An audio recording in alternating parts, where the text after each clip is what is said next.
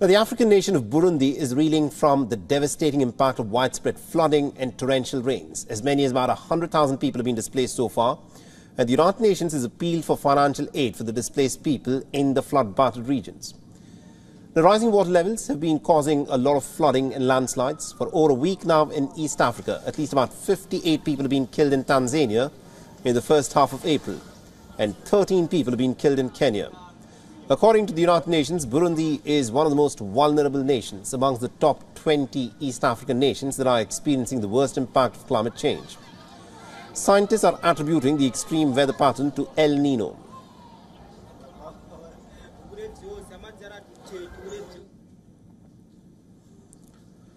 The Burundi recorded relentless rainfall since last September, accompanied by hailstorms and gusty winds. The overflowing Lake Tanganyika has led to severe flooding, prompting mass evacuations. As many as 98% of the Burundians are socio-economically vulnerable to this impact and are in dire need of aid. We have a problem not only with housing, but also with drinking water, and we suffer from illness caused by the unsanitary conditions.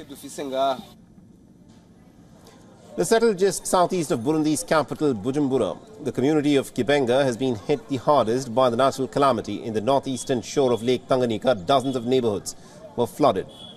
The roads, highways and bridges were heavily destroyed or totally inaccessible.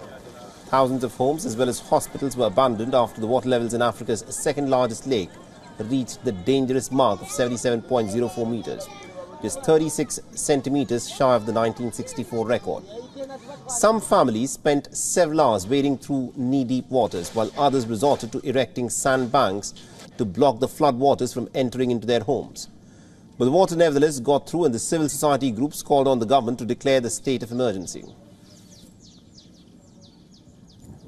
We are asking the authorities to redevelop the Rusuzi River so that it can be restored to its earlier state, so that we can be relieved, because here we are suffering a great deal because of its waters. For all the latest news, download the WION app and subscribe to our YouTube channel.